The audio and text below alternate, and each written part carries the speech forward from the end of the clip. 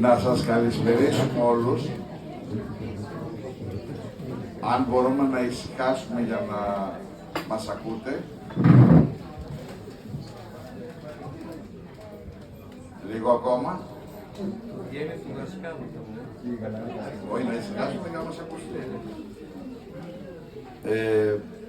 Για την παρουσίαση του πρώτου μυθιστορήματος του Άρη, ο συνοψιστής, η αναζήτηση, το βιβλίο το βλέπετε, το έχετε διαβάσει κάποιοι, το έχετε αγοράσει τώρα κάποιοι. Να πω δύο λόγια για τον Άρη πρώτα και μετά θα προχωρήσουμε σε αυτούς, στις κυρίες που θα παρουσιάσουν το βιβλίο. Ο Άρης γεννήθηκε στη Θεσσαλονίκη, αλλά μεγάλωσε στην Καβάλα μέχρι το τέλος της εφηβείας του. Η Καβάλα είναι η πόλη της καταγωγής του. Σε διαφορετικές περιόδους της ζωής του έκανε σπουδές στη χημεία, στη διοίκηση επιχειρήσεων και στον ευρωπαϊκό πολιτισμό. Όταν του είπα να τα βάλουμε λίγο πιο αναλυτικά δεν ήθελε έτσι ονομαστικά μόνο. Το τελευταίο πεδίο ενασχόλησης είναι η εκπαίδευση ενηλίκων, στην οποία στοχεύει να πιστοποιηθεί. Εργάζεται σε φαρμακευτική εταιρεία και θεωρεί πως η επαγγελματική του ζωή βοήθησε στη συνολική του εξέλιξη. Αυτό θα μας το εξηγήσει αργότερα. Με τον Άρη και με αρκετούς από εδώ συνεργαστήκαμε σε διάφορα κείμενα, σε συλλογές διηγημάτων, αλλά και σε ένα συλλογικό μυθιστόρημα. Στην πορεία της συνεργασίας μου εμφάνισε το συνοψιστή, αυτό το κείμενο. Ήταν η πρώτη μορφή, το δούλεψε πάρα πολύ και έχει αποκτήσει την τωρινή μορφή, η οποία είναι πολύ πιο ενδιαφέρουσα από την πρώτη μορφή. Θα τον ευνηδιάσω, θα του κάνω διάφορες ερωτήσεις. Ναι, δηλαδή δεν πρέπει να ξέρει τι ακολουθεί. Θέλω να μου πεις που βλέπεις τόσο κόσμο, είναι η πρώτη παρουσίαση, πώς αισθάνεσαι? Χαρά και τιμή φυσικά, γιατί όλοι εσείς που βρίσκεστε εδώ με τιμάτε ιδιαίτερα. Έλεγα σε κάποιον ότι μετά τη βάφτισή μου είναι το δεύτερο γεγονός που συγκεντρώνονται για μένα τόσοι άνθρωποι. Αν σκεφτείτε ότι στο γάμο ήταν περισσότερους, αλλά ήταν και αφορούσε και την έφη, οπότε δεν ήταν μόνο για μένα. Το πήραμε. Όλες τις αφορούσε εκείνον, οπότε καταλαβαίνετε. Για προσωπικό γεγονός, είναι αυτό θα είναι. Οπότε είναι ιδιαίτερη χαρά και σας ευχαριστώ όλους και επίσης μαζί με εσάς θα ευχαριστήσω ιδιαίτερα τον Τάσο, τη Ζωή και την Άντα που βρίσκονται εδώ και υποστηρίζουν και δίνουν ζωή σε αυτή την εκδήλωση. Και βέβαια πρέπει να ευχαριστήσω και εκείνους τους ανθρώπους, κάποιοι είναι εδώ μέσα, που είπαν μια γνώμη, είπαν μια σκέψη, όταν είδαν αρχικά κομμάτια του κειμένου και κάποιους που βέβαια δεν βρίσκονται εδώ και επίσης και εκείνοι με την άποψή τους βοήθησαν στο να προχωρήσουν, γιατί είναι ένα πράγμα το οποίο είναι μεγάλο, χρειάζεται ίσως υποστήριξη από κάποιους για να προχωρήσει. Προς το παρόν. Λοιπόν, να περάσουμε στο εξώφυλλο. Είναι πολύ ωραίο το εξώφυλλο. Το βλέπετε, αν μπορούμε κάπως να το βλέπουμε. Το εξώφυλλο, η δημιουργός του εξώφυλλου είναι η Άντα. Να σας πω δύο λόγια για την Άντα και μετά θα μας διαβάσει πώς είδε η ίδια το βιβλίο. Το εξώφυλλο λοιπόν αυτού του βιβλίου, του συγκεκριμένου μυθιστορήματος, αποτελεί την πρώτη εικαστική δημιουργία της Άντας Παναγιώτου στη διάσταση αυτή της ζωγραφικής. Η ιστορία πίσω από τη δημιουργό μετράει πολλά χρόνια πίσω, όταν, όπως λέει η ίδια, σαν παιδάκι παρατηρούσε με τις ώρες την αγιογράφο του ισογείου καταστήματος που βρισκόταν στην πολυκατοικία της γιαγιάς της, η οποία δεν το γλίτωσε στην πορεία και έγινε η πρώτη της δασκάλα. Το χιούμορ είναι δικό της σε συνεργασία, είναι συνεργατικό. Με την προτροπή της δασκάλας, η Άντα παίρνει μέρος σε ένα διαγωνισμό που γινόταν με θέμα την πόλη μου και κερδίζει το πρώτο βραβείο. Ωστόσο, στην αγάπη της για τη ζωγραφική μπαίνει μια ανωτελεία, γιατί η δασκάλα φεύγει από την περιοχή και μετά από σπουδές σε εντελώς διαφορετικό πεδίο, στα 18 της χρόνια, φοράει ξανά την ποδιά της μαθήτριας στην ομάδα του ζωγράφου Αντώνη Ψαράκη για περισσότερο από 10 χρόνια. Οι σπουδές ήταν στη φυσική αγωγή. Επαγγελματικά τόσο καιρό δραστηριοποιούνταν σε επιχείρηση στο κέντρο της πόλης και παράλληλα ξεκινάει σπουδές στον ελληνικό πολιτισμό, τις οποίες έχει ολοκληρώσει πρόσφατα και δημιουργεί μια ιστοσελίδα για να συμπεριλάβει όλες τις καλλιτεχνικές δημιουργίες της και διάφορες ζωγραφικές εφαρμογές σε επιφάνειες, καθώς πιστεύει ακράδαντα ότι η ζωγραφική δεν έχει στεγανά και περιορισμούς στην εκφραστική της διαδικασία. Τέλος, στην ιστοσελίδα μας, στην ιστοσελίδα της, όπως αναφέρει η ίδια, λέει ότι θα δει κανείς μικρά έργα τέχνης που έχουν όλα τους κάτι να πούν, τη δική τους μικρή ιστορία, τα οποία είναι φτιαγμένα με πολλή αγάπη και ζυμωμένα με την αισθητική πολλών χρόνων μέσα από την επαγγελματική της δραστηριότητα στον χώρο της γυναικείας, λείπει λέξη, ένδυσης δεν υπάρχει, γυναικείας ένδυσης. Λοιπόν, Άντα, να σας ακούσουμε.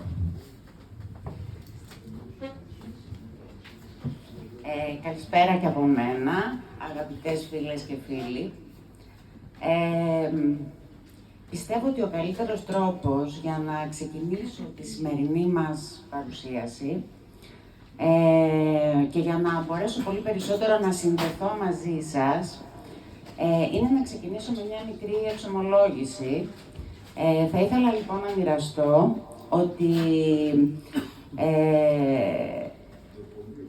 όσον αφορά την πρόταση που μου έκανε ο Άρης να παρευρεθώ, που ήταν μεγάλη τιμή για μένα και τον ευχαριστώ θερμά, αυτό που δεν φανταζόταν όμως ο αυθόρμητος καταφατικός εαυτός μου ήταν ότι πόσο πολύ άγχος θα μου προκαλούσε η συμμετοχή μου εδώ στο πάνελ κλπ. Ωστόσο, υπόσχομαι ότι θα το ξεπεράσω και θα προσπαθήσω να σας ταξιδέψω, έστω και για λίγο, στο μαγικό κόσμο της τέχνης. Θα κάνουμε δηλαδή μια μικρή αναδρομή στο τι είναι τέχνη, γιατί με αυτόν τον τρόπο θα συνδεθούμε και με τον Άρη. Λοιπόν, αν ήταν να βάλω ένα τίτλο στην παρουσίαση αυτή, θα ήταν «Η τέχνη στη ζωή μας, αλλά και η ζωή μας στην τέχνη». Τι είναι όμως η τέχνη και τι είναι αυτό που τη φέρνει τόσο πολύ κοντά μας? Πιστέψτε ότι έχω αναρωτηθεί κι εγώ πάρα πολλές φορές. Μήπως γιατί μας ταξιδεύει πέραν από το απτό και το λογικό?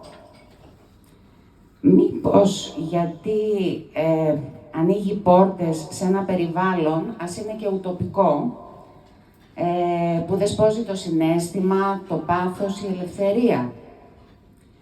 Μήπως γιατί προτείνει μια επικοινωνία χωρίς όρια, χωρίς απαγορεύσεις, χωρίς λογική, χωρίς επιχειρήματα, χωρίς στεγανά? Μήπως γιατί μας συντροφεύει στη ζωή και δημιουργεί ένα είδος φάρου, συναισθηματικού φάρου? Δεν ξέρω αν θα ήθελε κάποιος να συμπληρώσει κάτι εδώ στο πώς φαντάζεται την τέχνη ή τι μπορεί να είναι η τέχνη για αυτόν. Αυτό που έχω να σας πω είναι ότι στη διαδικασία των αιώνων η τέχνη μέσα από την ιστορία της δέχτηκε επιρροές, άλλαξε έκφραση, δημιούργησε ρεύματα, ακολούθησε την πορεία της ανθρώπινης ύπαρξης, άλλοτε δίπλα της, άλλοτε μπροστά της, αλλά ποτέ όμως πίσω της. Η οικουμενικότητα της τέχνης δεν εγκλωβίστηκε ποτέ σε φυλετικές διακρίσεις, σε εθνική καταγωγή, σε θρησκευτικές ή σεξουαλικούς προσανατολισμούς, αλλά αντίθετα η τέχνη ζει και ταξιδεύει χωρίς διαβατήριο και βίζα, σε ένα ταξίδι που προσπαθεί να ανοίξει δρόμους, να αλλάξει πεποιθήσεις, να δημιουργήσει, να καταγγείλει, να χαθεί και τέλος να αναγεννηθεί. Σίγουρα η τέχνη λειτουργεί ένας εξαιρετικός πομπός. Γνώσης που προσφέρει στο δέκτη είτε μέσα από λογοτεχνικά κείμενα, είτε μέσα από πίνακες, γλυπτά, μουσικές και έργα τέχνης γενικότερα, δημιουργεί την αίσθηση στο δέκτη να αντιληφθεί τη μεγάλη εικόνα της εξέλιξης της ανθρωπότητας. Για παράδειγμα, τα μηνύματα, οι αξίες και τα ζητήματα των αρχαίων τραγωδιών, που γνωρίζουμε λίγο πολύ όλοι μας, ας μην ξεχνάμε ότι δημιούργησαν σχολές ψυχολογίας, φιλοσοφίας, ηθικής, γίνονται μελέτες από όλο τον κόσμο μέχρι και στις μέρες μας πάνω ακριβώς στις αρχαίες τραγωδίες. Στη μουσική, για παράδειγμα, ο θρήνος σε μια άλλη γλώσσα διαπιστώνουμε ότι δεν διαφέρει καθόλου από το θρήνο της οικίας μας γλώσσας. Και αυτό γιατί η δόνηση που δημιουργεί στον ακροατή δεν περιορίζεται λεκτικά. Τώρα, όσον αφορά την αγαπημένη μου ζωγραφική, επέλεξα να κάνω μία προσφυλή σε όλους αναφορά σε σχέση με το έργο «Σφαγή της Χίου», που γνωρίζουμε όλοι και από τα μαθητικά μας χρόνια αρκετοί εδώ, από το έργο του Ευγένιου Ντελακρουά, το οποίο βραβεύτηκε το 1824, 2 χρόνια μετά από το αποτρόπαιο γεγονός στοιχείο, το οποίο εκείνη την εποχή λειτουργήσε ως ο καλύτερος πομπός στο να τενώσει το φιλελληνικό κίνημα στην Ευρώπη. 113 χρόνια μετά, ο Πικάσο κάνει κάτι αντίστοιχο με την Γκερνίκα όσον αφορά το βομβαρδισμό που έγινε στην πόλη αυτή από τους Γερμανούς και τους Ιταλούς. Καταλαβαίνουμε λοιπόν όλοι ότι οι καλλιτέχνες δεν είναι απλά οι άνθρωποι οι οποίοι πολλές φορές προσπαθούν να αποδώσουν την ομορφιά της ζωής, είναι οι ίδιοι άνθρωποι που προσπαθούν να καταγγείλουν, να αφυπνίσουν και να προωθήσουν την ανθρώπινη ζωή. Λοιπόν, για παράδειγμα, μια μικρή παρένθεση όσον αφορά την Γκερνίκα του Πικάσο, δεν είναι τυχαίο ότι είναι ζωγραφισμένη σε αποχρώσεις του ασπρόμαυρου και του γκρι, γιατί ουσιαστικά μέσα από αυτό ήθελε να αποδώσει τη διακοπή της ζωής, της ανθρώπινης ζωής, από τη φύση και από την ίδια τη ζωή. Σε αυτό το σημείο θα συνδεθούμε τώρα με το συνοψιστή του Άρη. Ελπίζω ότι δεν σας κούρασα με αυτή τη μικρή αναφορά στην τέχνη. Και η άποψη που επέλεξα για να συνδεθούμε αυτή τη στιγμή με το συνοψιστή του αγαπητού μας συγγραφέα Άρη Μάλαμα είναι πως από όλους τους κόσμους, ο κόσμος της τέχνης έχει χώρο για όλους. Και χαίρομαι πάρα πολύ που σε αυτό το χώρο έχει και τη δική του θέση ο αγαπημένος μου φίλος, από την εποχή του Χαλκού θα έλεγα εδώ, λοιπόν, έτσι, και θα σας μιλήσω για την προσπάθεια αυτή. Όταν λοιπόν συμπορεύτηκα αρχικά με χαρά, αλλά και με φόβο, γιατί πάλι ο καταφατικός αυθόρμητος εαυτός μου, όταν μου είπε για το εξώφυλλο, δέχτηκα να πω στη διαδικασία, αλλά δεν σας κρύβω ότι επιφορτίστηκα με άγχος και με ευθύνη. Γιατί το εξώφυλλο ενός βιβλίου αναλαμβάνει και ένα είδος σιωπηλού μάρκετινγκ, δεν είναι έτσι τόσο απλή υπόθεση. Άρχισα να διαβάζω το βιβλίο, πολύ ανυπόμονα θα έλεγα. Μου ερχόντουσαν παράλληλα στο μυαλό εικόνες. Η αλήθεια είναι ότι σε αυτό με βοήθησε ιδιαίτερα ο Άρης, γιατί όσο διάβαζα το βιβλίο, μπορούσα να κινηθώ ως προς αυτή την κατεύθυνση, τα σχέδια φεύγαν από μόνα τους. Κάποια στιγμή όμως, αρχίζω και αντιλαμβάνομαι ότι δεν είναι τόσο απλό, γιατί ενώ αρχικά, δεν ξέρω, κάποιοι ίσως έχουν ξεκινήσει το βιβλίο και έχουν δει, τα σκίτσα μου ξεκίνησαν να αποδίδουν τους ουρανοξύστες, μιας που η Νέα Υόρκη είναι η κεντρική πόλη που διαδραματίζεται μεγάλο κομμάτι του βιβλίου. Στην πορεία όμως πολύ σύντομα κατάλαβα ότι δεν ήταν το ζητούμενο αυτό. Το ζητούμενο του Άρη ήταν κάτι πιο άχρονο. Δεν θα ήθελα να το δεσμεύσω σε καμία Νέα Υόρκη, σε καμία τοποθεσία λοιπόν συγκεκριμένη, και εκεί άρχισα να σκέφτομαι την περίπτωση του Κίβου. Λοιπόν, για μένα ο Κίβος, μέσα από τον Κίβο προσπάθησα να αποδώσω αυτή την επίπονη διαδικασία, γιατί ο Άρης αναμοχλεύεται μέσα στο βιβλίο, μέσα από θέματα υπαρξιακά που αποτελούν κορυφαία θέματα δυνατών εξισώσεων, που μας ταλανίζουν όλους λίγο πολύ, που έχουν να κάνουν φιλοσοφικά με την ύπαρξη του ανθρώπου. Οπότε θεώρησα ότι ο Κίβος θα ήταν κάτι πολύ πιο αντιπροσωπευτικό για τη διαδικασία αυτή.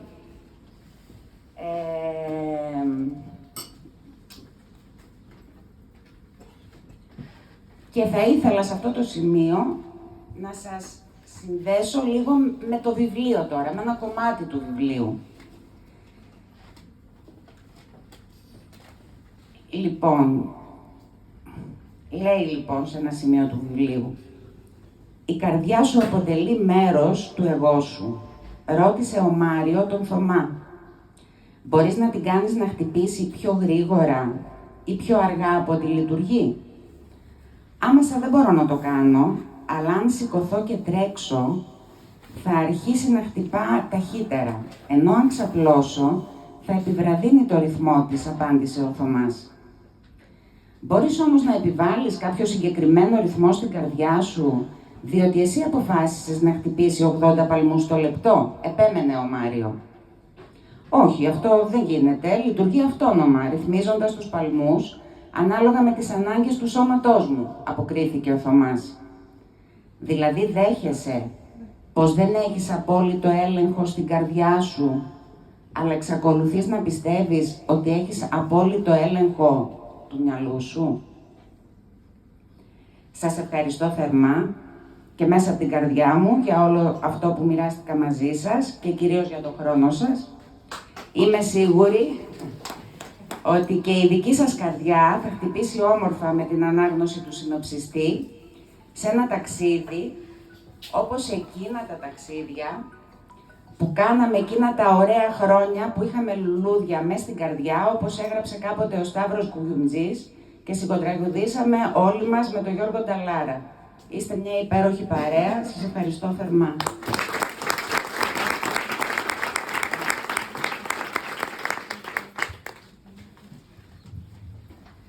Λοιπόν, να περάσουμε στην ζωή. Η Ζωή Ευσταθιάδου είναι γιατρός ενδοκρινολόγος, είναι διδάκτορ του Πανεπιστημίου Ιωαννίνων και διευθύντρια στο ενδοκρινολογικό τμήμα του Ιπποκράτειου Νοσοκομείου της Θεσσαλονίκης. Γεννήθηκε, μεγάλωσε και ζει στη Θεσσαλονίκη. Κατά τη διάρκεια των σπουδών και της εξειδίκευσής της, 3 είναι οι πόλεις στις οποίες έζησε και εκπαιδεύτηκε, και οι 3 εξαιρετικές, νομίζω πανέμορφες, το Στρασβούργο, το Λονδίνο και τα Ιωάννινα. Βασική της ενασχόληση είναι η κλινική ενδοκρινολογία. Παράλληλα επιδέεται στην έρευνα, συμμετέχοντας σε κλινικές μελέτες και στη συγγραφή πλέον, αλλά επιστημονικών εργασιών εδώ, με αποτέλεσμα να έχει σημαντικές δημοσιεύσεις σε διεθνή επιστημονικά περιοδικά. Είναι παντρεμένη, έχει μια κόρη, ένα γιο και ένα... Τι είναι το κουκόνι?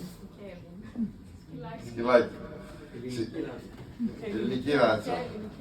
Ωραία. Συμμετέχει σε αυτή την παρουσίαση γιατί ως φίλη του Άρη υπήρξε ανάμεσα στους πρώτους αναγνώστες του συνοψιστή όταν κυκλοφόρησε. Δηλαδή τον παρουσιάζουν σήμερα οι φίλοι του, φαντάζομαι 2 φίλες του μάλλον. Κυρίες και κύριοι, καλησπέρα και από μένα. Όπως σας ανέφερε ο κύριος Γκέντσος, εγώ δεν έχω καμία συμμετοχή στην δημιουργική πορεία αυτού του βιβλίου. Ήρθα εδώ σαν αναγνώστρια και φίλη. Γιατί τον Άρη το γνωρίζω και φέτος το αναλογίστηκα αυτό κατά τη λιγότερο από 30 χρόνια. Τότε πρώτη φορά συναντήθηκαν οι δρόμοι μας μέσω των επαγγελματικών μας ιδιωτήτων. Ο Άρης είναι ένας άνθρωπος σοβαρός, συνεπής, είναι γεμάτος καλοσύνη. Ήταν πάντα ένας πράος άνθρωπος, αλλά και εσωστρεφής. Ένας άνθρωπος, ο τύπος του ανθρώπου που μετρά τα λόγια του. Ο Άρης δεν μιλούσε, αλλά τα μάτια του, όταν τα κοιτούσες, μαρτυρούσαν τις βαθύτερες διεργασίες που γινόταν μέσα στην ψυχή του, δεν άφηνε όμως ποτέ καμία πιθανότητα εισχώρησης μέσα σε αυτή τη βαθύτερη του σκέψη. Όταν καταφέρναμε πολλές φορές να πιούμε κανένα καφεδάκι στα κλεφτά ή να βρεθούμε συνδετημόνες στο πλαίσιο των επαγγελματικών μας δραστηριοτήτων, ο Άρης δεν περιοριζόταν ποτέ στις μικροκουβεντούλες για τον καιρό. Ήταν ο άνθρωπος ο οποίος θα έθετε στο τραπέζι πάντοτε κάποιο πιο σοβαρό ζήτημα για συζήτηση. Και ένα από τα προσφυλή του τέτοια ζητήματα ήταν η προσπάθειά μας να γίνουμε καλύτεροι άνθρωποι. Η είδηση λοιπόν της κυκλοφορίας του βιβλίου του ήταν για μένα μια πολύ ευχάριστη, ένα ευχάριστο νέο, ωστόσο δεν ήρθε και τελείως σαν έκπληξη, δηλαδή κάτι τέτοιο το περιμέναμε πολλοί φίλοι του από τον Άρη στην πορεία της ζωής του. Θα ερχόταν η ώρα που θα έβγαζε έξω όλο αυτό που γινόταν μέσα του. Για το συνοψιστή λοιπόν του Άρη, εγώ θα σας μιλήσω μέσα από την καρδιά μου, γιατί ούτως ή άλλως δεν έχω ούτε τεχνικές γνώσεις, ούτε το υπόβαθρο για να μπορέσω να το δω από άποψη τεχνική, φιλολογική σκοπιά. Ξεκινώντας την ανάγνωση αυτού του βιβλίου, εγώ, όπως και νομίζω όποιος άλλος αναγνώστης, θα καθυλωθεί από την πλοκή, από τη δράση και από τις έντονες κινηματογραφικές εικόνες που δημιουργεί στην αρχή ο συγγραφέας μας. Οι ήρωες και τα γεγονότα από την αρχή θεώρησα ότι θα μπορούσαν να αποτελούν μέρος ενός σεναρίου χολιγουντιανής ταινίας και μακάρι κάποια στιγμή να συμβεί και αυτό. Αλλά μετά την πρώτη ανάγνωση και κάτω από την επιφάνεια άρχισαν να προκύπτουν οι σκέψεις, η εσωτερική αναζήτηση και να προβάλλουν τα αιώνια ερωτήματα που πολλοί από εμάς πρέπει να έχουμε και να μας απασχολούν. Η θρησκεία, η επιστήμη και πάνω απ' όλα ο άνθρωπος. Ο άνθρωπος ως όν, με ικανότητα λογικής και υψηλής δεξιότητας. Και θα σας πω τώρα πώς τον ορίζει ο Άρης μέσω του Θωμά, του ήρωά του, τον άνθρωπο. Και σας παραθέτω από το βιβλίο του. Η φύση επιτέλεσε τον αρχικό σκοπό της να δημιουργήσει ένα σύστημα με σύνθετη σκέψη που λειτουργεί πέρα από τα φυσικά ένστικτα. Αυτός λοιπόν είναι ο ορισμός που δίνει στον άνθρωπο ο Άρης. Ο ήρωας του Άρη ο Θωμάς ξεκινά από το ύψιστο φιλοσοφικό ερώτημα της αναζήτησης του νοήματος της ζωής και στη συνέχεια, χρησιμοποιώντας επιστημονική ερευνητική μεθοδολογία, προσπαθεί να προσεγγίσει την απάντηση. Και τι εννοώ με την επιστημονική μεθοδολογία? Θα σας το πω από την δική μου πλευρά, σαν ιατρική ερευνήτρια. Για να φτάσουμε σε ένα συμπέρασμα, θα πρέπει πρώτα να παρατηρήσουμε. Η παρατήρηση μας οδηγεί στη διαπίστωση κάποιας ανεκπλήρωτης ανάγκης. Το δεύτερο βήμα της έρευνας είναι να προσδιορίσουμε και να διατυπώσουμε ένα ερώτημα όσο πιο ξεκάθαρα γίνεται. Η ορθή διατύπωση του ερωτήματος είναι αυτή που θα μας βοηθήσει στο να φτάσουμε και στα σωστά συμπεράσματα. Και μετά στη συνέχεια χρησιμοποιούμε συγκεκριμένη μεθοδολογία για να μπορέσουμε να αποδείξουμε, να απαντήσουμε στο ερώτημά μας και να βγάλουμε τα τελικά μας συμπεράσματα. Ας γυρίσουμε όμως τον ήρωα του Άρη, τον Θωμά. Ξεκινάμε μια σκληρή διαπίστωση λοιπόν. Έχει κάνει την παρατήρησή του και αυτή είναι η απομάκρυνση του ανθρώπου από το νόημα της ύπαρξής του. Μας λέει ο Θωμάς στο βιβλίο, έχουμε χάσει το σκοπό της ανθρώπινης ύπαρξης. Άλλοι συγγραφείς αυτό το παρουσιάζουν σαν μια συλλογική δυσλειτουργία του ανθρώπινου νου. Ξέρει πως όπως συμβαίνει και με την επιστημονική έρευνα, για να προκύψουν ορθά συμπεράσματα, ο Θωμάς θα πρέπει να διατυπώσει το ερώτημά του. Και αυτό το ερώτημα δεν είναι άλλο από το πώς θα αποτρέψουμε τον αφανισμό μας ως ανθρωπότητα. Η μεθοδολογία που χρησιμοποιεί ο Θωμάς είναι περισσότερο φιλοσοφική τελικά, παρά επιστημονική. Και το ίδιο και η λύση που μας προτείνει στο βιβλίο. Είναι μια τολμηρή ιδέα. Προτάσει την ανάγκη της συνεργασίας όλης της ανθρωπότητας για τον κοινό στόχο και αφορά στο να συνοψιστεί όλη η υπάρχουσα γνώση και σοφία για την επίτευξη αυτού του σκοπού. Ο Θωμάς προσβλέπει σε μια μεγάλη συλλογική νίκη του ανθρώπου μέσω της γνώσης. Και αυτό το αντιλαμβάνεται ένας άλλος χαρακτήρας του βιβλίου, ένας γιατρός. Και πώς αλλιώς δεν θα έπρεπε να αναφερθώ στους συναδέλφους μου. Και τι μας λέει λοιπόν, σας παραθέτω. Η ανθρώπινη ύπαρξη έχει μεγαλύτερη αξία μόνο όταν εξυπηρετεί κάτι μεγαλύτερο. Οι γιατροί προστατεύουμε τις ζωές των ανθρώπων που εργάζονται για το συλλογικό μεγάλο στόχο που μας περιέγραψε ο Θωμάς. Μόνο αν υφίσταται κάποιος απότερος συλλογικός στόχος, έχει νόημα η μακρύτερη επιβίωση του ατόμου με ποιοτικές συνθήκες.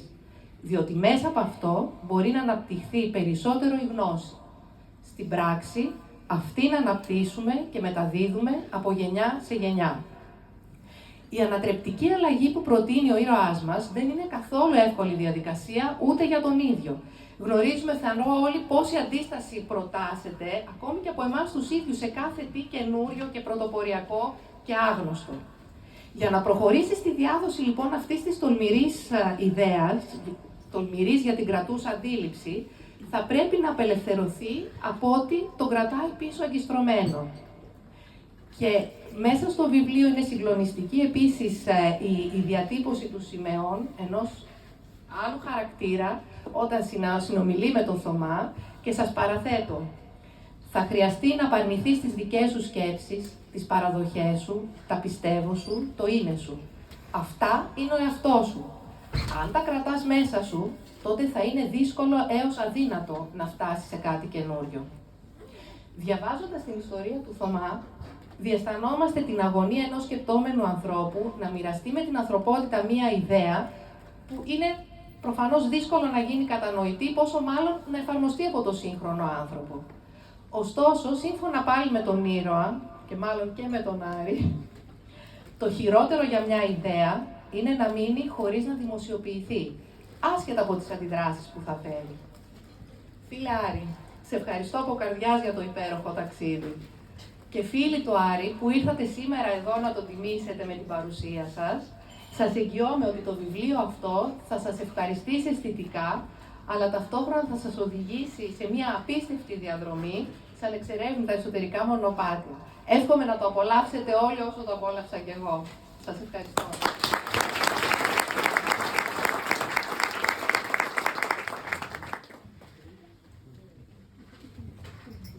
Να ρωτήσω τον Άρη πώς προτείνεις να διαβάσουν το βιβλίο. Δεν του έχω πει τις ερωτήσεις. Ναι. Πώς προτείνεις να το διαβάσουν. Τώρα προσπαθώ να συντονιστώ με την ερώτηση. Συνήθως θα διαβάζεις από την αρχή προς το τέλος. Επίσης, ένα δεύτερο, έχω μάθει ότι υπάρχουν κάποιοι οι οποίοι ενώ διαβάζουν στη σελίδα 40, λένε γυρίζουν στο τέλος και λένε για να δω τι λέει στο τέλος. Μήπως δεν χρειάζεται να διαβάσω από το 40 προς το τέλος. Εδώ δεν θα βοηθήσει. Αλλά πες, βοήθησε με λίγο. Έχει κάποιες ιδέες μέσα, έχει κάποιες έννοιες. Σας βλέπω όλους κάτω τώρα. Αν σας πω, ας πούμε, την έννοια δικαιοσύνη, την έννοια ελευθερία ή οτιδήποτε, ο καθένας από εσάς έχει στο μυαλό κάτι συγκεκριμένο. Οπότε μπορεί να κάνουμε μια συζήτηση και να μην έχουμε ορίσει τελικά τι είναι ελευθερία. Και η συζήτηση που κάνουμε είναι εντελώς άγωνη, γιατί δεν πρόκειται να καταλήξουμε πουθενά. Ο Άρης μες στο βιβλίο έχει έννοιες, ορίζει τα πράγματα. Για να μπορέσει κάποιος να το παρακολουθήσει και να το διαβάσει, θα πρέπει να συμβαδίσει με τις δικές του τις έννοιες. Γιατί αν πάτε με το τι πιστεύει ο καθένας από εσάς για αυτό που έχει μέσα, δεν θα βγάλετε άκρη. Γιατί δεν θα μπορέσετε να καταλάβετε τι ακριβώς λέει. Οπότε, αυτό ήθελα να μου πεις, ας πούμε, ότι να μας μιλήσει λίγο για το πώς ορίζει τις έννοιες, πώς κάνει αυτούς τους συλλογισμούς και γιατί πρέπει να τους παρακολουθήσω εγώ αυτούς τους συλλογισμούς για να πάω παρακάτω. Τώρα με αυτό που μου λες, μου θυμίζεις, ήταν πριν από 30-40 χρόνια, είχα αγοράσει ένα βιβλίο και είχα φύγει για διακοπές μόνος μου στην Κόπο. Το βιβλίο «Καλός ή κακός» ήταν το εκρεμές του Φουκώ, του Μπέρτο Έκο. ήμουνα μόνος εκεί πέρα, δεν υπήρχε ίντερνετ και μέσα στις πρώτες 3-4 σελίδες είχα άγνωστες λέξεις πρώτον και δεύτερον είχα αδυναμία στο να κατανοήσω κάποιες έννοιες. Το άφησα το βιβλίο, δεν μπορούσα να το διαβάσω, γύρισα στο σπίτι μετά τις διακοπές, άνοιξα, θυμάμαι, τη φυσική της πρώτης ηλικίου, γιατί μιλούσε μέσα για να θυμηθώ ξανά τη λογική πώς λειτουργεί το εκρεμές. Όσοι έχουν φυσική παιδεία μπορεί να θυμούνται. Εγώ δεν τη θυμόμουν τότε. Διάβασα και μετά ξαναμπήκα στο βιβλίο και έτρεξε πιο ομαλά. Επειδή πολλοί μπορεί να το έχετε δει και σε ταινία, ίσως, εκεί είναι πιο εύκολο κατανοητό. Λοιπόν, εάν κάποιος, λέω εγώ τώρα, κάποια έννοια δυσκολεύει, ίσως θα μπορούσε να τρέξει σε κάποια πηγή για να την ξεκαθαρίσει μέσα του. Από εκεί και πέρα, νομίζω ότι τα περισσότερα περιγράφονται μέσα. Δηλαδή αυτό που είπες, ότι να ακολουθήσουν το ρυθμό και να μην σκέφτονται. Αν δεν ακολουθήσουν το ρυθμό, ναι, κινδυνεύουν να το χάσουν. Ναι, λογικό. Ναι. Επειδή συνδέονται αρκετά στοιχεία φυσικής, ενώ φυσικής του κόσμου, κοσμολογίας, ανθρώπινης βιολογίας, όλα αυτά τα πράγματα θεωρώ ότι ένας άνθρωπος έχει τη βασική παιδεία να τα κατανοήσει. Δεν είναι σίγουρο ότι κανείς τα έχει όλα φρέσκα. Οπότε, ίσως κάποια από αυτά θα του χρειαστεί να το διαβάσει για δεύτερη φορά. Ποια φιλοσοφική θεώρηση, ιδέα από το βιβλίο, αν σου έλεγα να διαλέξεις, θα διάλεγες? Τι θα έβαζες πάνω? Κοίταξε, κεντρική ιδέα. Δεν θέλω την κεντρική. Μια θα διάλεγες, μια ιδέα που θα διάλεγες. Αυτή τη στιγμή, μπορεί αύριο να διάλεγες κάτι άλλο. Ναι, επειδή έχουμε επιλέξει και ένα κείμενο, το φόβο. Θα το δούμε το κείμενο, το φόβο. Το φόβο, θα ήθελες να το δούμε. Να μας διαβάσει το φόβο, ναι. Και μετά να συζητήσουμε, ναι, για το φόβο. Γεια σας.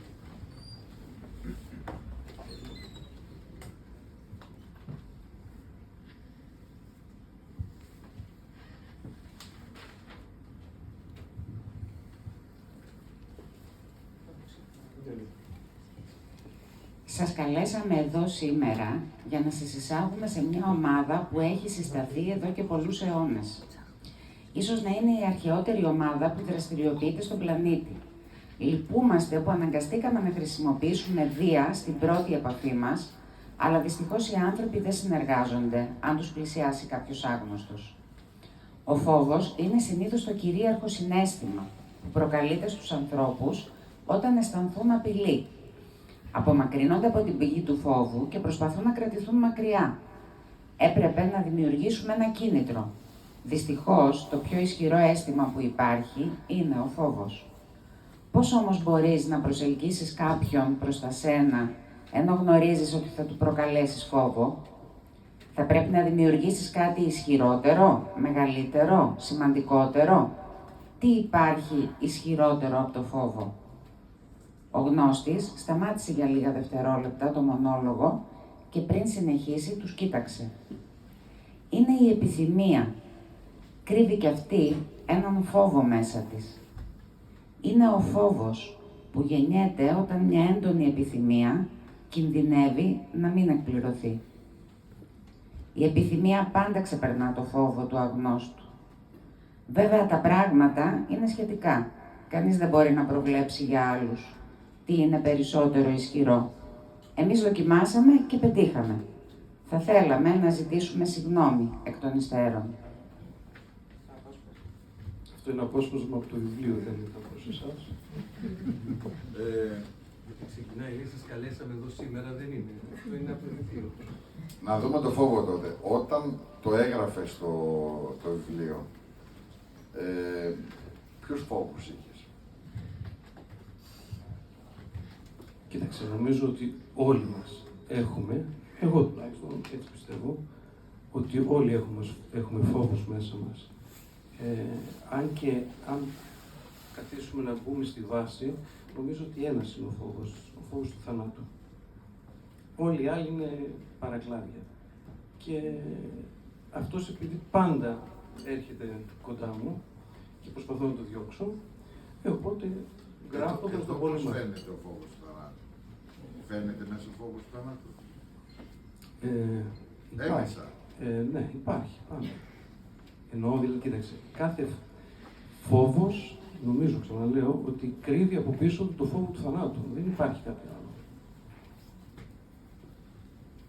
Βοήθησέ με, ναι. Να αρχίσω τις ερωτήσεις. Κάτσε το μικρόφωνο. Έχουμε ανδρικούς και γυναικείους χαρακτήρες. Okay. Ποιοι είναι αυτοί οι οποίοι υπερισχύουν?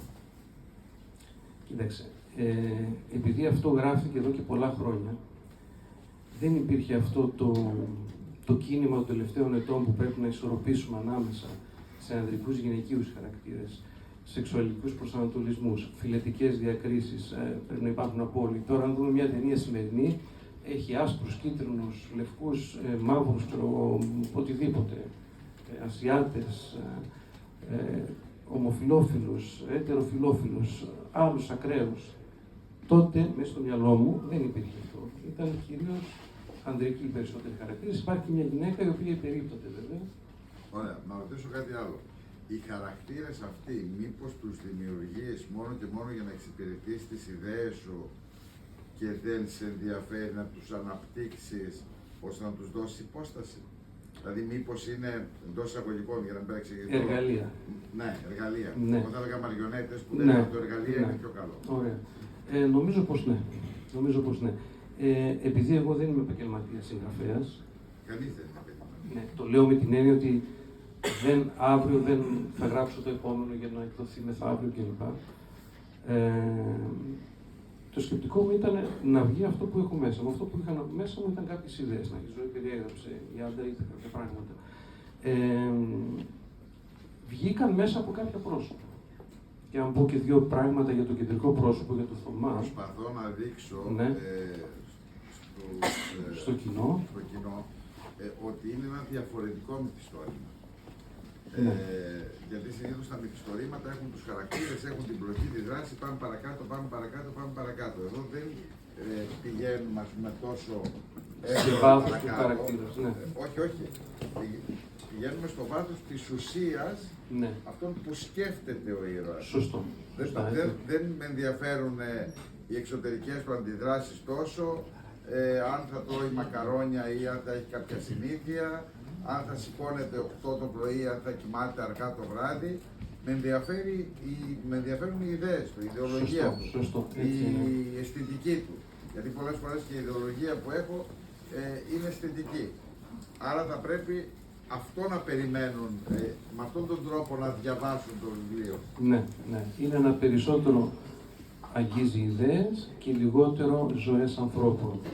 Αν και όλα περνούν μέσα από τις ζωές των ανθρώπων, αλλά πρέπει να αποδεχτώ ότι δεν εμβαθύνει και τόσο σε θέματα των χαρακτήρων. Δεν στέκεται. Η εμβάθυνση γίνεται σε φιλοσοφικό επίπεδο και όχι στο επίπεδο του προσώπου. Του χαρακτήρα. Όχι ότι υστερεί ο χαρακτήρας, αλλά δεν θα μείνω στο χαρακτήρα. Ναι, ναι.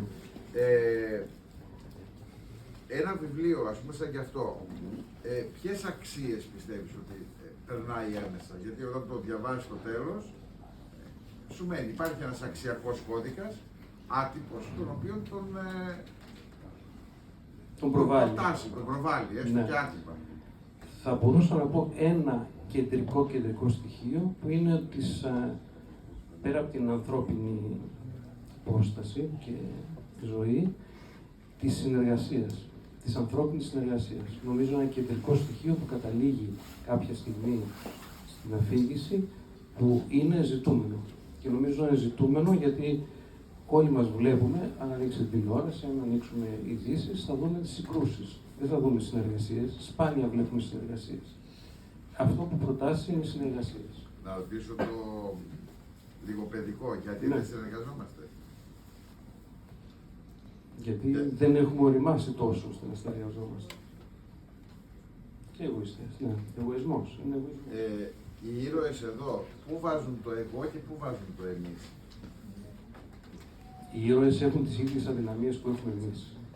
Δηλαδή, ενώ σήμερα οι καθημερινοί άνθρωποι δεν είναι ότι αυτοί έχουν ξεπεράσει την ανθρώπινη τους μορφή, δεν έχουν φτάσει σε μια κατάσταση που θα τη λέγαμε ιδανική. Απλώς αυτό που βγαίνει μέσα από εκεί είναι ότι χρειαζόμαστε να γίνουμε πιο συνεργατικοί για να προχωρήσουμε ως κοινότητα, ως σύνολο. Δηλαδή αυτό που υπάρχει μέσα εκεί είναι ότι δεν υπάρχει ατομικός παράδεισος, ατομική επιτυχία, ατομικό επίτευγμα. Μόνο συλλογικά είναι όλα. Η σχέση με τα παιδιά μας. Και αυτά είναι μια προέκταση. Είναι πώς το εννοείς τώρα με τα παιδιά μας? Δεν ξέρω πώς θέλεις να το πάρεις. Δηλαδή διαβάζω το βιβλίο. Ναι. Θα καταλάβω καλύτερα τη σχέση με το παιδί μου. Θα το δω, ας πούμε, θα δω σε άλλο επίπεδο τη σχέση με το παιδί μου. Δεν μπορώ να το απαντήσω. Δεν αισθάνομαι ότι θα με επηρεάσει ειδικά για το παιδί μου. Γιατί υπάρχει, ξέρεις, αισθάνομαι ότι το συναίσθημα που υπάρχει ανάμεσα σε γονέα. Οι περισσότεροι δεχόμαστε τα παιδιά μας να κάνουν κάτι παραπάνω από εμάς. Ή να φτάσουμε μέχρι το σημείο που φτάσαμε εμείς. Γιατί να μην το κάνουμε παραπάνω? Δεν ξέρω, αυτό είναι ρητορικό ερώτημα. Ναι, όχι. Ας αναρωτηθούν. Εντάξει, δεν μπορώ να κάνω ψυχανάλυση της κοινωνίας. Δεν ψυχανάλυση. Δεν ψυχανάλυση, είναι δεδομένο. Ναι. Ότι να φτάσει εκεί που έφτασα εγώ, αλλά αν με ξεπεράσει, θα χαρώ. Το καλύτερο. Εγώ η εικόνα που έχω από τις σχέσεις μητέρας και κόρης, επειδή είμαι 35 χρόνια με παιδιά, δεν συμφωνώ με αυτό που λέτε. Είναι σκληρή πραγματικότητα, δηλαδή. Δεν συμβαίνει. Τα περισσότερα παιδιά προσπαθούν να ξεπεράσουν τη μάνα τους. Τα περισσότερα κορίτσια. Και πολλά παιδιά προσπαθούν να ξεπεράσουν τους πατεράδες τους με 35 χρόνια στη σχολεία. Δεν χαιρόμαστε τόσο να πάνε τα παιδιά μας, δηλαδή να είναι καλά, αλλά να έχουμε πάντα το πάνω χέρι. Θεωρώ ότι μέσα το βιβλίο είναι ένα παράδειγμα αποφυγής προς αυτό που σας λέω τώρα. Αυτό περίμενα να μου πεις, αλλά... Ναι, οκ, δεν συντονίστηκα. Δεν συντονίστηκα. Διαφωνείτε με αυτό που λέω? Ναι. Χαίρομαι. Θα έπρεπε να ρωτήσω και τα παιδιά σας. Ο Άρης δηλαδή δεν συμφωνεί με αυτό που λέτε. Λες στο βιβλίο. Όχι, δεν σου πούμε. Μέσα στο βιβλίο υπάρχει μια σχέση πατέρα και γιου, ας πούμε. Σε κάποιο σημείο. Εγώ τη θεωρώ υποδειγματική την πορεία αυτής της σχέσης. Δηλαδή δίνει ένα νόημα. Ενώ θα μπορούσε να είναι διαφορετική αυτή η σχέση. Αυτό. Θα διαβάσουμε κάτι άλλο. Έχεις εσύ κάτι ζωή? Εγώ το διάβασα. Θα διάβασες όλα. Να διαβάσουμε κάτι, ναι. Θα διαβάσουμε κάτι. Ναι, γιατί πήγαμε σε πολύ Μην βαριά. παρεξηγήσετε αυτό που λέω, απλώς λέω αυτό που πιστεύω. Ο καθένας μπορεί να έχει τα δικά του. Στο βιβλίο του Άρη δεν υπάρχουν διαχωριστές. Δεν υπάρχουν, όχι. Γι' αυτό έχει την συνεργασία. Εξελίσσονται και οι γονείς εξελίσσονται. Μακάρι. Μακάρι θα μπορούσα να σας μιλάω για ώρες, να έρχονται παιδιά να κλαίνουν στο γραφείο γιατί οι γονείς... Άρα και τα παιδιά δεν πρέπει να είναι λίγο εγωκεντρικά. Τα παιδιά και να είναι εγωκεντρικά δεν θα πρέπει να μας πειράζει. Είναι νέα παιδιά. Εμείς τώρα είμαστε εγωκεντρικοί για να φοράτε τα ρούχα των κοριτσιών σας και να λέτε εγώ έχω καλύτερο σώμα από σένα. Εκεί θεωρώ ότι είναι για μπάτσες η περίπτωση και υπάρχουν πολλές τέτοιες περιπτώσεις. Για αυτές μιλάω, δεν μιλάω για...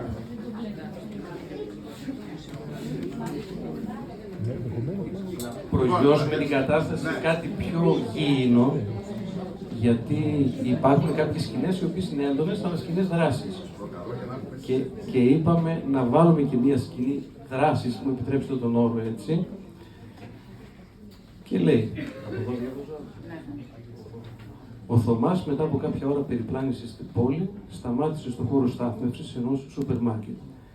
Βγήκε από το αυτοκίνητο και κατευθύνθηκε προς το κατάστημα. Το κινητό του χτύπησε και πάλι. Ήταν το τηλέφωνο της Άντζελας. Απάντησε περπατώντας. Η άγνωστη φωνή ακούστηκε περισσότερο ήρεμη. Βλέπω ότι επιτέλους έγινε συνεργάσιμος. Βγες από την άλλη είσοδο του καταστήματος και προχώρησε προς τη στάση του μετρό. Εκεί κοντά θα τα ξαναπούμε, είπε και το ξανάκλεισε το τηλέφωνο απότομα. Το κατάστημα είχε 2 χώρους στάθμευσης που τους χώριζε στη μέση το κτίριο. Μπορούσες να μπεις και από τις 2 πλευρές.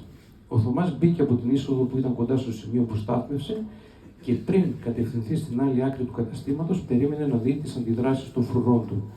Είχαν αντιδράσεις αργές, μιας και δεν γνώριζαν τις προθέσεις του Θωμά. Άνοιξε η πόρτα του συνοδηγού και ο ένας βγήκε βαριεστημένα. Προχώρησε προς την είσοδο του καταστήματος αργά. Οι κινήσεις του ήταν νοχελικές. Μετά από μερικές ημέρες που του παρήχαν προστασία, είχαν καθυλωθεί στην αδράνεια των συνθήκων. Ατελείωτες ώρες αναμονής για να βγει από το σπίτι για μια βόλτα ή ψώνια. Βαρετή κατάσταση στα αλήθεια. Άνοιξε απότομα η πόρτα του αυτοκινήτου συνοδείας και βγήκε από την πόρτα του οδηγού ο άλλος φύλακας. Άρχισε να τρέχει προς την πλευρά του συναδέλφου του που βρισκόταν γύρω στα 50 μέτρα μακριά του. Αμέσως κατάλαβε ότι ο Μπράιτον είχε ειδοποιήσει. Τώρα και η Άστρα γνώριζε το θέμα. Ο Θωμάς έτρεξε προς την άλλη έξοδο. Περνώντας, έσπρωξε τα άτομα που περίμεναν στην ουρά σε ένα ταμείο. Οι φύλακες ασφαλείας του καταστήματος θα τον κυνηγούσαν, αλλά πρόλαβε να και βγήκε από το κατάστημα. Η προσωπική του φρουροί εκείνη τη στιγμή έμπαινε στο κατάστημα και άρχισαν να ψάχνουν στους διαδρόμους. Σε λίγα δευτερόλεπτα τον εντόπισαν από μακριά και αντιλήφθηκαν τι επιχειρούσε να κάνει. Βγαίνοντας από το κατάστημα, άρχισε να τρέχει με κατεύθυνση τη στάση του μετρό, που βρισκόταν 150 μέτρα μακριά. Όταν έφτασε στα 40 μέτρα από την είσοδο, χτύπησε το κινητό του. Η φωνή από την άλλη πλευρά του έδωσε οδηγίες. Θα πάρεις τη γραμμή Ε με κατεύθυνση προς Μανχάταν και θα κατέβεις στο σταθμό Τζάκσον.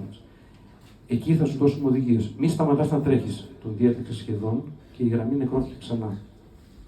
Ο Θωμάς τρέχοντας μπήκε στο σταθμό και πήρε τη γραμμή που του υπέδειξαν. Οι φρουροί του τον έχασαν μέσα στο πλήθος. Επιβιβάστηκε και περίμενε να φτάσει στο σταθμό που του είπαν. Μόλις είδε την ένδειξη του σταθμού, κατέβηκε από το σειρμό. Ανέβηκε στον καθαρό αέρα και περίμενε οδηγίες. Ο ουρανός ήταν σταχτής, ενώ ο ήλιος ήταν χαμένος. Φυσούσε ένα απαλό αεράκι που δημιουργούσε μια αίσθηση υγρασίας στο δέρμα. Με τα μάτια μισόκλειστα προσπαθούσε να σαρώσει τη γύρω περιοχή για να καταλάβει πού βρισκόταν εκείνη. Άκουσε ένα κορνάρισμα αυτοκινήτου. Ο ήχος καρφώθηκε σαν βέλος στα αυτιά του. Έστρεψε το οπτικό του πεδίο προς την κατεύθυνση προέλευσης. Εστίασε στον όγκο ενός μπλε βαν και πλησίασε αργά. Πλησίαζε αργά. Ένα χέρι βγήκε από το παράθυρο του συνοδηγού και του έκανε νόημα να πλησιάσει. Οι μύες από τις τρίχες των μαλλιών του τεντώθηκαν μαζί με τις αισθήσεις του. Έμεινε ακίνητος παρακολουθώντας το όχημα για μερικά δευτερόλεπτα. Ήταν αυτή, αναρωτήθηκε. Το χέρι χάθηκε στο εσωτερικό του αυτοκινήτου και ξαναβγήκε με ένα κινητό τηλέφωνο. Θεατρικά πάτησε κάποιο πλήκτρο στο κινητό. Σε δευτερόλεπτα άρχισε να χτυπά το τηλέφωνο του Θωμά. Στη συνέχεια έκανε επιδεκτικά την ίδια κίνηση και το κινητό σήγησε. Ήταν το σύνθημα. Με εμάς μιλούσες. Αυτό έτσι για να έχουμε και μια σκηνή πιο γήινη, ας πούμε, και όχι τόσο με τις ιδέες που... Θα περάσουμε σε κάτι πιο βαρύ. Δεν φταίω εγώ, εντάξει. Η θρησκεία είναι ένα κεφάλαιο που δεν το αγγίζουμε πολύ σε βιβλία, γιατί φοβόμαστε. Οπότε το έχουμε σχεδόν απαγορευμένο. Ο Άρης και αυτό το αγγίζει. Θέλω να μου πεις πώς το σκέφτηκες να βάλεις το κεφάλαιο θρησκεία μέσα. Κοίταξε, η θρησκεία νομίζω ότι... Πώς το επεξεργάστηκες, όχι αυτό θέλω να μας πεις. Υπάρχει μια εξέλιξη. Πριν από 2-3 χιλιάδες χρόνια, οι άνθρωποι προσπαθούσαν να κατανοήσουν τον κόσμο. Αυτά που λένε κοινότυπα, ίσως για όλους μας, αλλά πρέπει να τα βάλουμε σε μια σειρά. Και η θρησκεία, δηλαδή μια αρχή που υπήρχε κάπου έξω από εδώ, μπορούσε να βοηθήσει να δομηθεί και να υπάρχει ένα σύστημα εξουσίας. Ότι υπάρχει κάποιος ανώτερος που πρέπει να υπακούεις. Υπάρχει και μια σκέψη που έχω πάνω στο γιατί το έχουμε δομήσει αυτό, αλλά ας τα αφήσουμε για την ώρα. Λοιπόν, προχωρώντας η θρησκεία, αποφάσισε να δώσει και απαντήσεις. Και μάλιστα σου έλεγε: δεν χρειάζεται να ψάξεις, εγώ τις έχω όλες τις απαντήσεις. Και σου λέει: βιβλιοτάδε, βιβλιοτάδε, βιβλιοτάδε. Σε όποια θρησκεία και να ψάξουμε, έχει όλες τις απαντήσεις. Δηλαδή στη θρησκεία σου λέει: μην ασχολείσαι άλλο, τα έχω βρει όλα, είναι εδώ. Εμείς όμως ως άνθρωποι έχουμε εξελιχθεί αυτές τους τελευταίους αιώνες. Και έχουμε προτάξει την επιστήμη πάνω, η οποία ανακαλύπτει πράγματα που έχουμε δει ότι πολλές φορές συγκρούνται με αυτά που μας έλεγε η θρησκεία στο παρελθόν. Να πούμε ένα παράδειγμα, αν η γη είναι επίπεδη ή σφαιρική και αν είναι το κέντρο της γης ή δεν είναι το κέντρο της γης. Εντάξει. Οπότε άρχισε σιγά σιγά η θρησκεία να αποκαθιλώνεται. Δεν έχει φύγει τελείως, πιστεύω, γιατί ακόμα έχουμε αναπάντητα ερωτήματα. Και θεωρώ ότι η θρησκεία σήμερα καλύπτει τα αναπάντητα ερωτήματα που υπάρχουν ακόμα. όσο αυτά θα περιορίζονται και ο ρόλος της θρησκείας. Αυτό είναι ένα δικό μου πιστεύω. Δεν ξέρω τι λέει και κάποιος από το... Είναι ένα απάντητο ερώτημα. Όχι, ναι. εσείς με τη θρησκεία. Ναι, επίσης. Πολλές φορές... Ναι, βοηθάει. Ακριβώς. Γιατί είναι ένα κενό. Η επόμενη μέρα τι γίνεται. Και αν μάθουμε ότι είναι τελείως κενό, τι μας μένει, η θρησκεία. Σωστά. Πρέπει Όχι. λοιπόν Ο να Άρης την περιοριστεί η αποδομεί θρησκεία. και την επανασυνθέτει τη θρησκεία με πάρα πολύ ωραίο τρόπο μέσα στο βιβλίο. Πραγματικά αυτό δεν θέλω να πω τίποτα άλλο. Η ερώτηση. Άρη, πρέπει να περιοριστεί η θρησκεία. Όχι, εγώ δεν έχω πρέπει. Το βλέπει με έναν άλλον τρόπο, θα το δείτε, δεν είναι... Δεν είναι τόσο. Ναι. Δεν υπάρχει πρέπει. Όταν σκάφισε το Σιμεών, Ναι. μπορούσε να πάει παρακάτω ή τελικά γύρισε πίσω. Του είπε να προχωρήσει, να συνεχίσει. Τώρα, αυτό είναι από το παρακάτω για όσους δεν το διάβασαν. Εμείς δεν το έχουμε. Ναι. Να σχολιάσουμε λίγο τον τίτλο. Να πω, ναι. Όταν ξεκίνησε γράφοντας στην αρχή, δεν είχα αυτό το τίτλο, έβαζα διάφορους τίτλους, όπως το νόημα της ζωής ή κάτι τέτοιο. Στην πορεία, επειδή αλλάζει αρκετά, αναφερθήκαμε πολύ στο νόημα της ζωής, αλλά στην πορεία αλλάζουν, βγαίνουν πολλά πράγματα άλλα. Ήδη κάποια είπαμε, αλλά κι άλλα. Ζούμε σε μια περίοδο, μια εποχή της εξειδίκευσης, της υπερεξειδίκευσης. Έχουμε χάσει αυτές τις μορφές, οι οποίες θα μαζέψουν ό,τι υπάρχει στο τραπέζι, ας το πούμε, για να βγάλουν ένα κοινό συμπέρασμα, ένα τελικό συμπέρασμα. Και αυτό είναι ο σύνοψης της. Και επειδή το περιγράφω κάπου μέσα, νομίζω ότι είναι ταιριαστό. Ναι. Ένας που ανασυνθέτει από πολλά διαφορετικά και μη συμβατά πεδία σήμερα. Δηλαδή, πώς μπορεί ένας γενετιστής να μιλάει με ένα αστροφυσικό και να βγάλουν ένα συμπέρασμα που να συνδυάζει και τους δύο κάπως. Να περάσουμε στα ερωτήματα. Θα σου κάνουν, γιατί... Λες και μέχρι τώρα δεν είχα ερωτήματα. Ναι, αλλά θα σου κάνουν άλλοι ερωτήματα, όχι εμείς πλέον. Ποιος θέλει, η αρχή είναι δύσκολη. Ένας-δύο να ρωτήσω, μετά οι άλλοι θα είναι... Όχι όλοι μαζί. Να ρωτήσω εγώ κάτι προσωπικό. Είπες 20 χρόνια το δούλευες μέσα στο... Όχι 20 χρόνια. Η πρώτη ιδέα, να πω κάτι... Δεν το κατάλαβα έτσι όπως παρουσιάστηκε. Συγγνώμη. Είναι πριν από κάποια χρόνια, λίγο 10-11 χρόνια, που ξύπνησα ένα βράδυ και πραγματικά λέω τώρα πώς ξεκίνησε αυτό. Με μια ιδέα καρφωμένη στο μυαλό μου. Ήταν 2-3 τη νύχτα, πήγα στο γραφείο και άρχισα να γράφω αυτή την κεντρική ιδέα. Έγραψα 2-3 σελίδες. Είχες μέσα αυτό όμως πάνω την επιθυμία να εκφραστεί. Ναι. Απλώς εκείνη η στιγμή που ξύπνησα, που βγήκε σαν προσεντιφύτηση, ας το πούμε έτσι, και εκείνη κατέγραψα. Από εκεί και πέρα άρχισε να χτίζεται σιγά-σιγά. Γράφετε δηλαδή 10 χρόνια.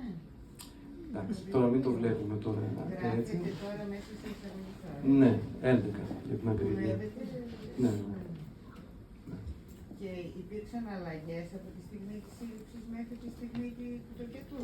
Βεβαίως. Πολλές. Πάρα πολλές αλλαγές. Και τώρα, αν υποθέσουμε το ξανά πιάνα, θα έκανα αλλαγές κι άλλες. Αλλά μου είπε ο Τάσος κάποια στιγμή που σχολιάζαμε, συζητούσαμε το κείμενο και με βοηθούσε, κάποια στιγμή θα το κλείσεις. Να πεις ότι τελείωσε. Αλλιώς δεν γίνεται. Άλλος να ρωτήσει κάτι. Θα βοηθήσω εγώ με μια ερώτηση στο κοινό. Ρωτήστε γιατί λέγεται Θωμάς ο πρωταγωνιστής. Το καταλάβαμε. Μόλις το διαβάσαμε, καταλάβουμε και το όνομα και το επίθετο. Γιατί έχει πολύ ενδιαφέρουσα απάντηση. Για όσους δεν το διάβασαν, το Θωμάς είναι ένα βιβλικό όνομα και όλοι θυμόμαστε τον άπιστο Θωμά, τον μαθητή του Ιησού, ο οποίος δεν αποδέχτηκε ότι ο Χριστός είναι ο αναστηθής Χριστός. και λέει, ζήτησε τεκμηρίωση, ζήτησε δεδομένα. Πριν από μερικά χρόνια, εμείς όμως στο μυαλό μας τον έχουμε σαν ο άπιστος Θωμάς, σωστά, έτσι δεν το μαθαίνουμε στο σχολείο. Πριν από μερικά χρόνια έπεσε μπροστά μου ένας πίνακας του Καραβάτζο που έχει αυτή τη σκηνή που ο Θωμάς ακουμπάει τις πληγές του Ιησού.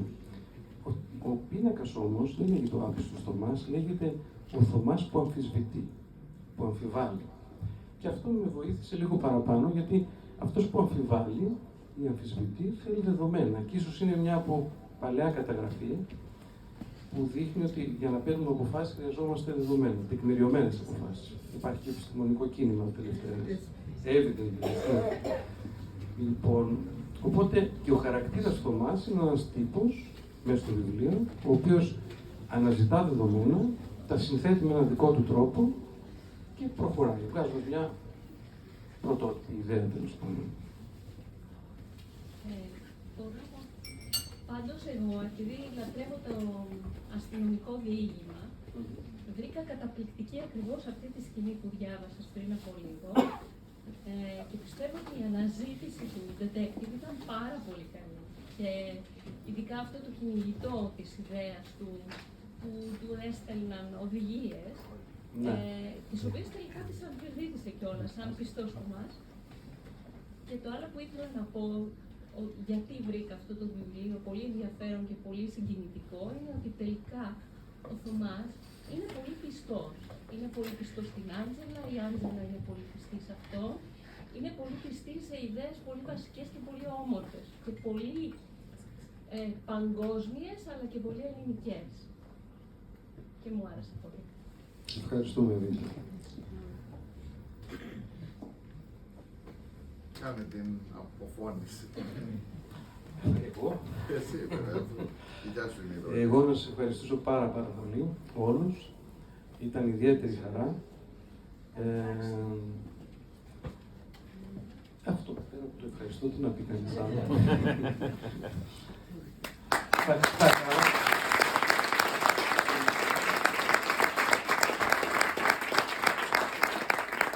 Και μια κουβέντα, όσοι το διαβάσουν από αυτούς που δεν το διαβάσαν, θα ήθελα να το συζητήσουμε μετά. Με κάποιους έχουμε συζητήσει δηλαδή ήδη, με άλλους με θετικές κριτικές, με άλλους με όχι τόσο, αλλά δεν έχει σημασία. Σημασία έχει να προχωράμε. Σας ευχαριστώ και πάλι. Καλή βραδιά. Στο επόμενο. Ευχαριστώ.